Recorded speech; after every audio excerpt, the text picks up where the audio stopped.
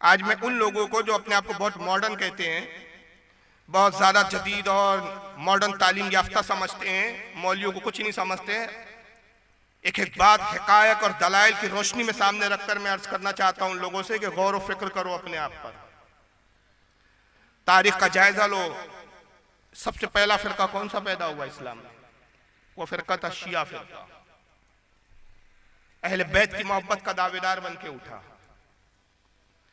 कहा हम अल्लाह के नबी से और अल्लाह के घर वालों से इतनी मोहब्बत करते हैं कि इनके बाद सबकी मोहब्बत पहले नंबर पर अहले बैत, और अहले बैत में सबसे अफजल तरीन हजरत अली, फिर हजरत फातिमा, फिर हसन और हुसैन। और कहा ये 5 लोग रसूलुल्लाह, हम तो रसूलुल्लाह के कायल हैं, उन्होंने कहा अली, फातिमा, हसन और हुसैन ये अफजलियत में, फजीलत में इतने बुलंद है, इतने बाला है, इतने अजीम शान है कि आदम और तमाम अंबिया से अफजल है। माज़अल्लाह, अस्तग़फिरुल्लाह, अंबिया से अफजल करार दिया। पहले तो ये नजरिया तराशा इस फिरके ने। उस दौर के हमारे बड़े बड़े इमामों ने इनके रद्द किए, इन पे फतवे लगाए कि ये कुफरी अकीदा है, इस्लाम का अकीदा नहीं है। कोई गैर नबी कितना ही बड़ा हो जाए वो किसी नबी के बराबर नहीं हो सकता। ये ज़ाबते हैं, ये उसूल है। वो अपने अकीदे से बाज नहीं आए शिया फिरके के लोग। आज भी ये फिरका बड़ी तादाद में मौजूद है, मुख्तलिफ रंग और शक्ल सूरत में आता है। अपने अकीदों को छुपाते हैं लेकिन अंदरूनी तौर पर इसी तरह के अकीदे रखते हैं। लेकिन आज शुक्र मानिए कि इंटरनेट का जमाना है, मीडिया का दौर है। मीडिया और इंटरनेट ने इनके छुपे हुए अकीदों को, इनके मौलियों की जबानी खुलेआम सरेआम कर दिया। यह अकीदा तो यहां तक नहीं रुका इनका कि अंबिया से अफजल है, बल्कि आगे बढ़ते बढ़ते तक ये कह दिया कि असल में अली ही खुदा है जो जमीन पर इंसान की शक्ल में आए।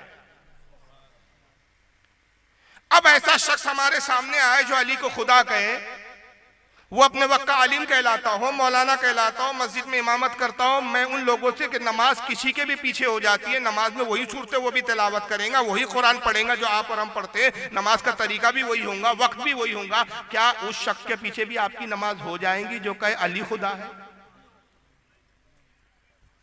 लेकिन आपको हैरानी होगी, आप कहेंगे यार हमने तो आज तक सुना नहीं। भाई आपने सुना ही क्या, देखा ही क्या? आप अपने घर के 4 दीवारी में कैद है और आप समझते हैं कि वो बोलते हैं ना कि मावरा माजरत के साथ बुरा ना मानिएगा, आपकी कैफियत ऐसी है कोई एक ही मेंढक है और उसी को पूरी दुनिया समझ रखा है। जब कुएं से बाहर आएंगे तो पता चलेगा कि भाई दुनिया में और क्या क्या है।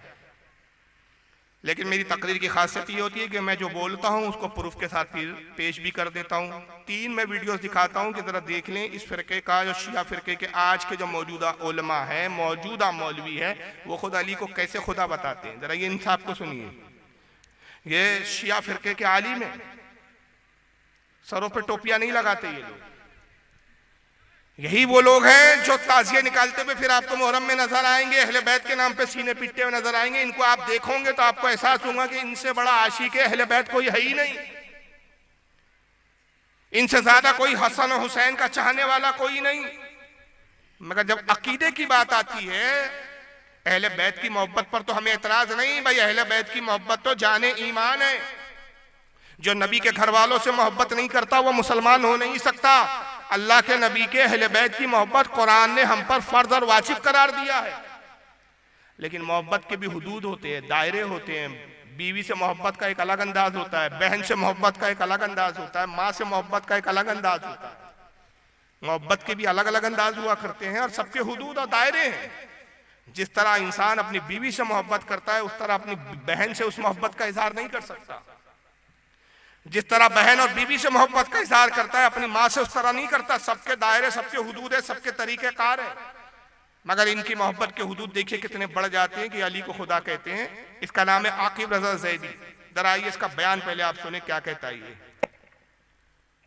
सरकारे अबू तालिब ने सोचा अली 13 रजब को फजर के वक्त आया, कि चलो आज वो जो मक्का में पादरी बना बैठा था और हर एक को जायचा बनाता था कि फुला बच्चा कब पैदा होगा, वो किन खसूसियात का मालिक होगा, वो क्या करेगा क्या नहीं करेगा।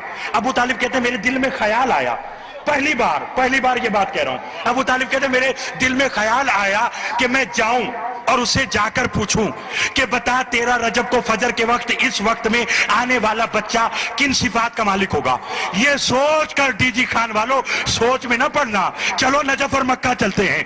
अबू तालिब पादरी के पास आए, एहतराम अबू तालिब में पादरी खड़ा हुआ। क्यों आए? अबू तालिब कहते जरा एक जायचा बना। क्या? जरा देख तो सही, तेरा रजब फजर के वक्त इतने बजकर इतने मिनट पर एक बच्चा पैदा हुआ है, बता वो किन सिफात का मालिक होगा। एक बच्चा आया है, बता वो किन सिफात का मालिक होगा। सिफ्तैन खोसा मुझे हैदरिया मस्जिद के इस मिंबर की अजमत की कसम, पादरी ने पर्चा उठाया, कागज कलम लिया, एक जायचा बनाया, देखा, फाड़ दिया, दूसरा लिया, बनाया, फाड़ दिया, तीसरा लिया, बनाया, फाड़ दिया, चौथा लिया, बनाया, फाड़ दिया। जब लातादाद जायचे बनाता रहा, फाड़ता रहा, अबू तालिब ने कहा बताता क्यों नहीं कि तेरा रजब को इतने बजे जो बच्चा आया वो क्या होगा। पादरी खड़ा होकर कहने लगा अबू तालिब जो वक्त तू बता रहा है उसमें अल्लाह तो पैदा हो सकता है, बच्चा पैदा है। माशअल्लाह, अस्तगफिर। कुछ समझे क्या कहा है इसने? हजरत अली की पैदाइश 13 रजब फजर के वक्त, अली के वालिद हजरत जनाब अबू तालिब, यहां तक गुंजाइश है भाई। हालांकि मैं उनकी तकफीर का कायल हूं, ये वाज़ेह कर दूं, क्योंकि यही मसलक आला हजरत का है। कुछ लोग ईमान के कायल हैं, हम उनको भी बुरा नहीं बोलते, अपने अपने नजरियात, अपने अपने ख्यालात हैं। जनाब अबू तालिब अली पैदा हुए, एक पादरी के पास गए, ये कहता है, और जाने के बाद कहा कि 13 रजब फजर के वक्त ये मेरा बच्चा पैदा हुआ है, जरा तू किस्मत के हाल बताता है, नुजूम जानता है, बता इस बच्चे का मुस्तकबिल क्या होगा। पादरी ने एक कागज उठाया, जायचा बनाया, जायचा बनाने के बाद कुछ लिखा, फिर कुछ समझ में नहीं आया, फोल्ड किया, फाड़ा फेंक दिया, दूसरा जायचा बनाया, फाड़ा फेंक दिया, फिर तीसरा लिया, फाड़ा फेंक दिया, कई जायचे बनाता रहा, कागज के अंबार लगाता रहा। तो अबू तालिब हैरान हो, कहा कुछ बताता नहीं, कुछ समझाता नहीं, या आखिर तू लिख रहा है, फाड़ रहा है, बात क्या है। तो बेसाख्ता कहता है कि अबू तालिब जो साथ तू बता रहा है, जो घड़ी तू बता रहा है इस बच्चे के पैदा होने की, उस घड़ी में उस वक्त में खुदा तो पैदा हो सकता है, बच्चा पैदा नहीं हो सकता। ये पैदा होने वाला खुदा है। अब ये अकीदा क्या इस्लामी अकीदा? कल शिया के पीछे पढ़ लोगे आप नमाज, तो आप कहोगे नहीं नहीं नहीं नहीं, ये तो खुले गुस्ताख है, ये तो खुले जो है दुश्मन है साहबा कराम के, ये खुले काफिर है। तो हम कहते हैं अच्छा, छुपे हुए काफिर के पीछे पढ़ लोगे, खुले के नहीं पीछे पढ़ोगे। भाई नमाज काफिर के पीछे नहीं होगी, चाहे खुला हो या छुपा हो।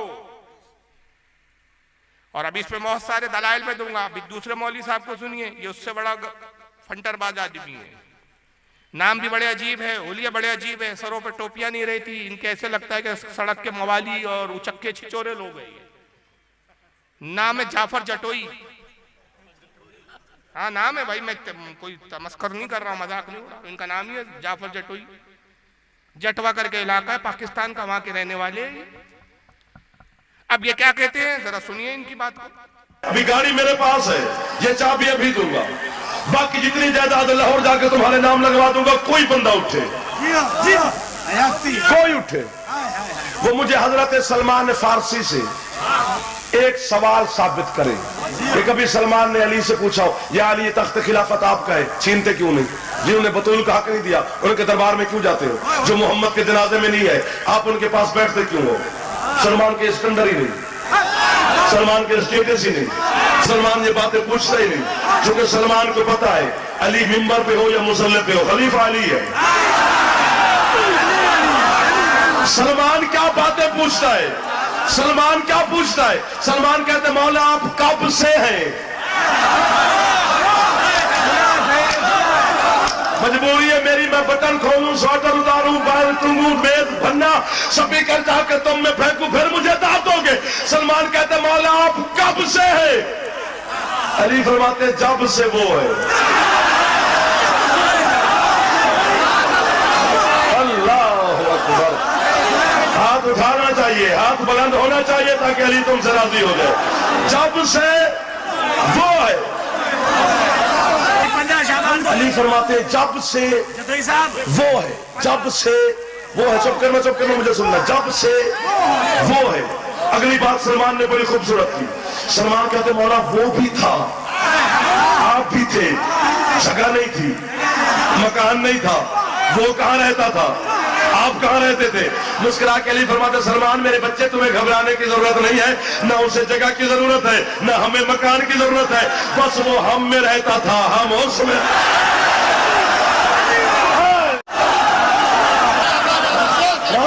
वो हम में रहता था, हम उसमें रहते थे। फरमाते वो हम में रह के हमें ढूंढता रहा।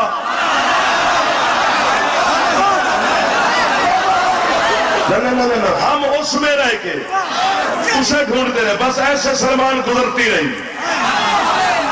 झूठी मन घड़ा अभी गाड़ी मेरे पास, बकवास कर रहा है खबीस।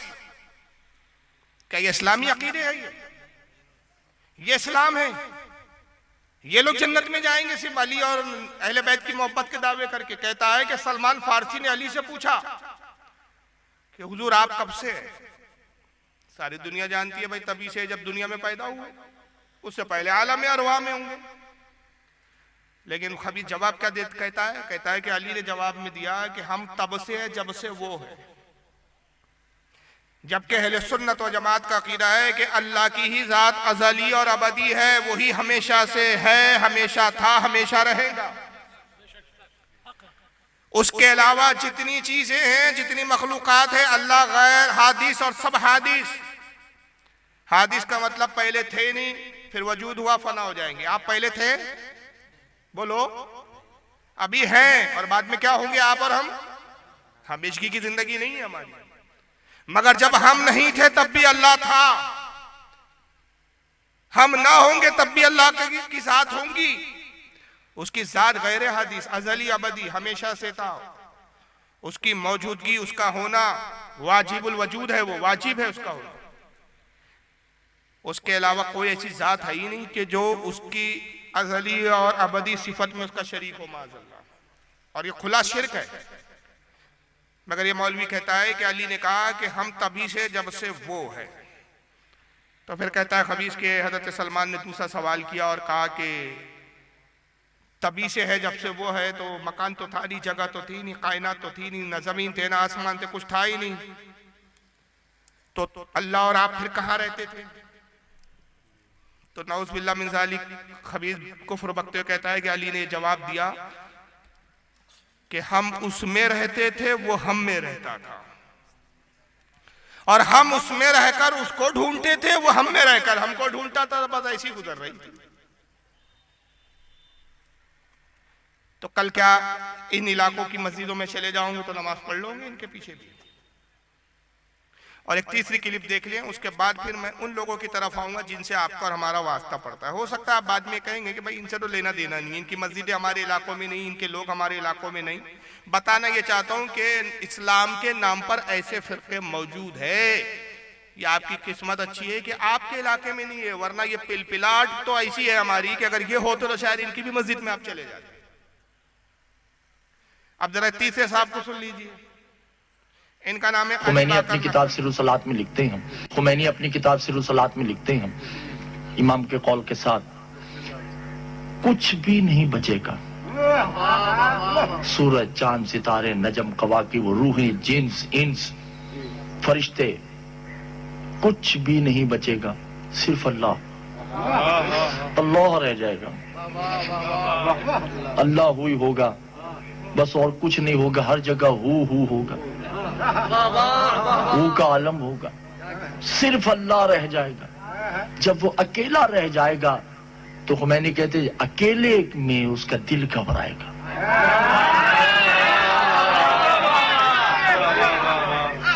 फिर दिल का दिल परेशान होगा, फिर वो आवाज देगा, यतारफ़ ज़ुल्मत ही, कोई है जो तन्हाई में मेरा दिल बहलाए।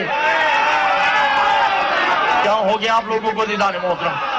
कौन है जो तन्हाई में मेरा दिल बहलाए? उस वक्त मासूम ने कहा कि एक आवाज आएगी, अना अंतल कल्बुल हुलूब, हम है ना तेरा दिल बहलाने के लिए। तो उस वक्त अल्लाह कहेगा आईना आईना, ये आवाज कहां से आई है? अल्लाह कह रहा है जिससे कोई शय पोशीदा नहीं, वो कह रहा है आवाज कहां से आ रही? ये आवाज कहां से आ रही है? काना अलीयन, मैं अली हूं। इधर से आवाज आएगी आना मोहम्मद, मैं मोहम्मद हूं। इधर से आवाज आएगी आना फातिमा, इधर से आवाज आएगी आना हसन, इधर से आवाज आएगी आना हुसैन। हम 5 हैं ना तेरा दिल बहलाने के लिए। उस वक्त अल्लाह जिसका चेहरा नहीं मुस्कुरा के कहेगा, मैंने तो ये कहा ही नहीं कि तुम मेरा दिल बहलाओ, तुम तो मैं हूं। मैं कह रहा हूं तुम्हारे अलावा कोई है जो मेरा दिल बहलाए, तो आवाज आएगी से। क्या समझे? सब फना हो जाएगा, सब अल्लाह फना कर देगा कयामत के वक्त। तना होगा, यकता होगा, कोई नहीं, ना फरिश्ते, ना जिन, ना इंसान, ना अंबिया, ना इंसान जिन, कुछ भी नहीं, सब खत्म। जब तन्हा हो जाएगा अल्लाह, तो खबीस कहता है कि अल्लाह का दिल घबराएगा। हालांकि अकीदा अहले सुन्नत कितना उम्दा, कितना प्यारा। इसलिए आका ने क्या पैमाना बनाया जन्नती का, जो मेरे और मेरे साहबा के अकीदे पर होगा। क्या रसूल का अकीदा था कि अल्लाह का दिल भी है, अल्लाह का जिस्म भी है, बॉडी भी है? क्या साहबा का अकीदा था? क्या कुरान में यह बयान किया गया?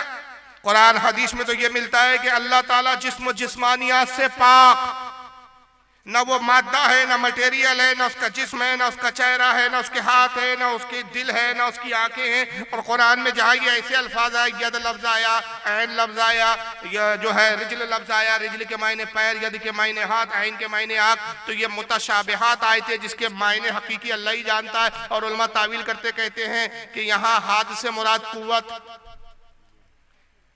आँख से मुराद रहमत, चेहरे से मुराद रहमत, तो यह तावीले की है, उसका जिस्म नहीं है। लेकिन यहां उसने अल्लाह का जिस्म भी साबित किया, और जिस्म ही नहीं साबित किया, अल्लाह का दिल भी। और दिल भी ऐसा कि जब तनाव होगा तो दिल भी घबराएगा, उसका खुद ही डरेगा।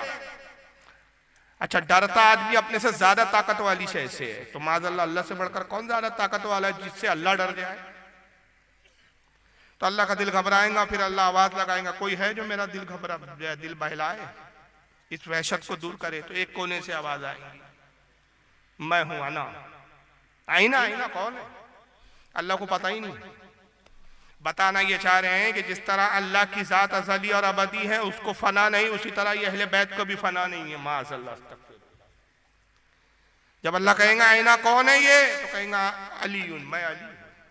फिर उधर से आवाज आएंगी अना मोहम्मद, मैं मोहम्मद। उधर से आवाज आएंगी अना फातिमा, मैं फातिमा हूँ, हसन हुसैन, ऐसी सब आवाजें आएंगी। तो अल्लाह कहेंगे मैंने तुमसे थोड़ी कहा मेरा दिल बहलाओ, तुम तो मैं हूं, मैं तुम हो, एक ही है, हम सब 5 खुदा है। ईसाइयों से अभी तक आप इसी बात पर इख्तलाफ कर रहे हैं कि वो 3 खुदा के कायल है, ट्रिनिटी के कायल हैं। एक कहते हैं अल्लाह ताला कायनात का मालिक, दूसरा हजरत ईसा अलैहिस्सलाम खुदा के बेटे, तीसरा रूह कुद्स मुकद्दस रूह फरिश्ता जिब्रील, ये 3 खुदा है। और यहूदी कहते 2 खुदा है, एक उज़ैर अलैहिस्सलाम को खुदा का बेटा मानते, खुदा मानते, दूसरा अल्लाह ताला को खुदा कहते हैं। तो अब ये 2 किताबी को कौमें थी अहले किताब, ये तो शिर्क में मुब्तला हो गए कि 3 खुदा और 2 खुदा के कायल हो गए। ये मुसलमान कहलाते हैं, इस्लाम का दावा है, शरीयत नबी का दावा है, अहले बैत से मोहब्बत का दावा है, और 5 खुदा बता रहे हैं। अल्लाह कहेगा मैं तो मैं ही हूं, तुम तो तुम, और मैं सब एक ही है, तुमसे थोड़ी कहा। तो फिर आवाज आएंगी आना अबुल फजल अब्बास, मैं अब्बास अलमबरदार हूं, मैं हूं ना तेरा दिल बहलाने के लिए। फिर वो दिल बहलाएंगे अल्लाह। क्या जहालत है यार, ये क्या कुफरियात है। इसके कुफ्र होने में, ऐसी बकवासात के इस्लाम के खिलाफ होने में, और ऐसे लोगों के जहन्नमी होने में क्या शक व शुबा है। और अगर इस पर भी शक है तो फिर आप किस किस्म के मुसलमान हैं यार? फिर आपने नबी का कलमा पढ़ा भी या नहीं पढ़ा? आप पे भी डाउट होने लग जाए। फिर तो कैसों के भी पीछे आप नमाज पढ़ोगे? तो मैं क्योंकि इस वक्त मौजूद है, मैंने बताया, वरना बहुत से फिरके ऐसे थे जिनके अकायद बड़े खतरनाक रहे, उसमें तो कुछ खत्म हो गए। जैसे खारजी फिरका जो माज़अल्लाह हज़रत अली को काफिर कहता था, सहाबा इकराम को काफिर कहता था, अब ये फिरका उमूमन नहीं पाया जाता। कदरिया फिरका जो तकदीर का मुनकिर था, जबरिया फिरका जो कहता था कि बंदा मजबूर है, सिर्फ तकदीर के हाथों बंधा हुआ है, मुर्जिया फिरका जो कहता था कि एक बार मुसलमान बन जाओ कोई गुनाह नुकसान नहीं पहुंचाएगा, सीधा जन्नत, चाहे जिना कर लो, चाहे चोरी कर लो, कुछ भी कर लो, बस कलमा पढ़ लिया आप डायरेक्ट मुसलमान हो गए, डायरेक्ट जन्नती हो गए। मुर्जिया फिरका पैदा हुआ, मुजस्समिया फिरका पैदा हुआ, जिसने कहा अल्लाह जिस्म रखता है, बॉडी रखता है। और इसी फिरके की जो तबलीग सबसे बढ़कर जिस शख्स ने की, अब्दुल हलीम इब्न तैमिया था, जिसके बाद में मानने वाले अहले हदीस कहलाए। और आज भी अहले हदीसों का ये अकीदा है कि अल्लाह जिस्म रखता है, हाथ पैर कान नाक है, और अपने जिस्म के साथ अर्श के ऊपर बैठा हुआ है। नौज़ुबिल्लाह मिन ज़ालिक। और अब्दुल हलीम इब्न तैमिया की ही तालीमात को 1115 में पैदा होने वाला एक शख्स मोहम्मद इब्न अब्दुल वहाब नजदी, उसने इसकी तालीम को आम किया फिर, और यही फिरका बाद में वहाबी फिरका कहलाया। फिर वहाबियों में दो शाखें हो गई, एक देवबंदी कहलाए, एक अहले हदीस कहलाए। आपके हमारे इलाकों में ज्यादातर जो पाए जाते हैं वो देवबंदी पाए जाते हैं। देवबंदियों में सबसे बड़ा आलिम जिसको मानते हैं देवबंदी हजरात, वो है मौलवी कासिम नानातवी। नाम सुना है कि नहीं इनका? हाँ, आप ही के यूपी में एक इलाका है सहारनपुर। सहारनपुर में एक मदरसा तामीर किया इन्होंने जिसका नाम है दारुल उलूम देवबंद। उसके बानी बताए जाते हैं। खुद इनके ख्यालात और इनके नजरियात क्या थे, आइए जरा एक किताब मैं आपके सामने रखता हूं, और इस वक्त मेरे पास ओरिजिनल टेबल पर है, मौजूद है। तो अकीदे में ये भी किसी तरह शियाओं से कुछ कम नहीं है। सवाने कासिमी किताब है, स्क्रीन पे देख लीजिए, और यह है इस वक्त हाथ में। सुबह तक हूं मैं, यहां से मैं 12 बजे निकलूंगा कल, यानी आज पूरी रात और कल दोपहर 12 बजे तक हूं। किसी को भी शक हो, डाउट हो, मेरी क़याम गाह पर तशरीफ ले आए, असल किताब को देख लें। अगर ये लगे कि नहीं स्क्रीन पे बनाई हुई है, तो कुछ बदअकीदा क्या कहते हैं, नहीं नहीं वो साहब स्क्रीन पे जो दिखाता है ना फारूक रज़वी, वो सब बनाई हुई रहती, झूठी रहती है। अरे खबीस हो, झूठी नहीं रहती है, ओरिजिनल किताब रहती, इसी का फोटो स्कैन करके स्क्रीन पे दिखाया जाता है, ताकि जबान से जो नहीं मानते उन अंधों को देखने के बाद तो कम से कम यकीन आ जाए। और इस पर यकीन ना हो तो असल भी लेकर साथ में रखता हूं कि असल देख लो। तो कितनी बातें तुम्हारे यकीन के लिए हम साबित सामने रखेंगे, तब यकीन करोगे। कासिम नानातवी साहब जो दारुल उलूम देवबंद के आलिम फाजिल बहुत बड़े तुर्रम खा माने जाते हैं, दारुल उलूम देवबंद जिन्होंने बनाया, उनकी सवाने हयात लिखी गई उन्हीं के शागिर्द, उन्हीं के खलीफा सैयद मनाजिर हसन गिलानी ने। जिल्द नंबर 1 है, सफ़ा 131 पर इनके बचपने का वाक़या क्या लिख रहे जरा सुनिए, देखिए बड़ा कर रहा हूं मैं। कहते हैं मौलवी साहब यानी हजरत नानातवी ने अय्याम तिफली में, अय्याम तिफली यानी बचपने के आलम में, ये ख्वाब देखा था कि गोया मैं अल्लाह जल्ले शानहू की गोद में बैठा हुआ हूं। किताब तो आज भी छाप रहे हैं आप। अब जिस फिरके का बानी अल्लाह की गोद में बैठना अब अपने आप का बता रहा हो, ऐसे लोग भी मुसलमान हैं, इनके पीछे भी नमाज हो जाएंगी। तो फिर नमाज क्या मजाक है कि योगा है? योगा समझ रखा है आपने, किसी भी पंडित के पीछे जाके योगा कर लो कि एक इबादत है, और इबादत के कुछ तकाजे हैं। आज तक तो आपने यही सुना कि नमाज के लिए वुजू फर्ज है या नहीं है? बोलिए। बहुत गुमसुम बैठे हैं आप लोग। बात मेरे समझ, आपकी समझ में आ रही है कि नहीं मेरी? हालांकि मेरी तबीयत बिल्कुल नासाज है, आज ब्लड प्रेशर थोड़ा धूप की वजह से बहुत हाई हो गया है। दिन भर मैं सुस्त पड़ा रहा रूम पर, किसी से बातचीत भी नहीं कर रहा, हालांकि बहुत ज्यादा बात करने वाला हूँ, खामोश रहता नहीं हूँ, लेकिन जो आ रहा बात करना चाह रहा, मेरा दिल ही नहीं चाह रहा था किसी से बात करूं। मैंने कहा यार तबीयत ठीक नहीं है, जितनी एनर्जी बचा लूंगा तकरीर में इस्तेमाल कर पाऊंगा। तो आप बोलते रहे ताकि मेरा जोश थोड़ा सा बढ़े और बरकरार रहे, वरना आप खामोशी से सुनेंगे तो मेरा भी जो है पावर जो है कम हो जाएगा फिर। तो नमाज के लिए क्या फर्ज, पहली चीज क्या है जरूरी, वजू फर्ज है या नहीं है? कुरान में हुक्म है ना। अब मैं आपसे एक सवाल करता हूं, बहुत छोटा सा सवाल। आपके मस्जिद का सुन्नी सही अकीदा इमाम, आशिक रसूल, मुत्तकी और परहेजगार इमाम, मुत्तकी भी है, परहेजगार भी है, सुन्नी भी है, सही अकीदा भी है, बहुत बड़े आलिम फाजिल भी हैं, उन्होंने नमाज पढ़ाई और उनके पीछे तकरीबन 1000 लोगों ने नमाज पढ़ी। नमाज खत्म करने के बाद मौलाना साहब ने ऐलान करते हुए कहा, हजरात माफी चाहता हूं आपसे हाथ जोड़कर कि जब मैं नमाज के लिए खड़ा हुआ, दौरान नमाज मुझे याद आया कि मेरा वुजू नहीं है। नमाज शुरू करते वक्त तो मेरा ख्याल था मैं वुजू बनाकर आया हूँ, वुजू से हूँ, लेकिन मैं सोचता रहा तो बीच नमाज में मुझे यकीन हो गया कि नहीं, मेरा तो वुजू ही नहीं है यार, बिना वुजू के मैं नमाज पढ़ा रहा हूँ। तो मैंने ये जो नमाज पढ़ाई है बगैर वुजू के पढ़ा दी है। अब आप बताइए, इतना इल्म तो आप भी रखते होंगे, जब इतना इल्म रखते कि सबके पीछे हो जाती, तो इतना इल्म तो रखते होंगे आप, जब इतने आलिम हैं, इतने बड़े फाजिल है, कि बताइए बगैर वुजू किए हुए इमाम के पीछे आपकी नमाज हुई या नहीं हुई? बोलिए, नहीं हुई। और मैं आपसे कहूं कि भाई आपका जो उसूल है ना कि हमें तो अल्लाह की इबादत करनी है, उसका अकीदा उसके साथ, हमारा अकीदा हमारे साथ, तो यहाँ उसूल क्यों नहीं अपनाते? उसका वजू उसके साथ, मेरा वजू मेरे साथ। ये उसूल यहाँ का खत्म हो गया भाई। अभी तो आप कह रहे कि नहीं नहीं, इमाम का वजू नहीं तो हमारा वजू, हमारी नमाज नहीं। अरे भाई, इमाम का वजू इमाम के साथ, आपका वजू आपके साथ, लेकिन इतनी शरीयत तो आप भी समझते हैं कि इमाम भी बावुजू हो तो ही मुक्तदी की नमाज होगी। अब मैं दूसरा आपसे जवाब देते हुए अर्ज करूं कि जब आप कह रहे हैं कि बगैर वुजू वाले इमाम के पीछे नमाज नहीं होती, तो जिस इमाम का वुजू ना हो उसके पीछे नमाज नहीं होती, तो जिस इमाम का ईमान ही ना हो उसके पीछे कैसे नमाज हो जाएंगी? क्या वुजू बड़ा है कि ईमान बड़ा है? जनाब याद रखिए, हर चीज, कुछ चीजों के अल्टरनेट होते हैं जिसको अंग्रेजी हम सब्स्टिट्यूट भी बोलते हैं। भाई ये नहीं तो इससे काम चला लो। जैसे अल्लाह के नबी ने कहा कि रोजा इफ्तार करना अफजल और बेहतर है कि खुद खजूर से इफ्तार करो, खजूर ना मिले तो पानी से इफ्तार कर लो। अब ऐसा नहीं है खजूर मिली नहीं तो रोजा ही नहीं इफ्तार करे, नहीं खजूर ही नहीं, जाने दो आज रोजा ही नहीं इफ्तार करता, ऐसा तो होगा नहीं, सब्स्टिट्यूट है। वुजू के लिए पानी जरूरी है और पानी ना मिले तो नमाज का वक्त हो जाए और पानी ना मिले, पानी है ही नहीं, तब क्या करेंगे? क्या सब्स्टिट्यूट है शरीयत में? क्या अल्टरनेट है? तयम्मुम। और ईमान ना हो तो क्या अल्टरनेट है?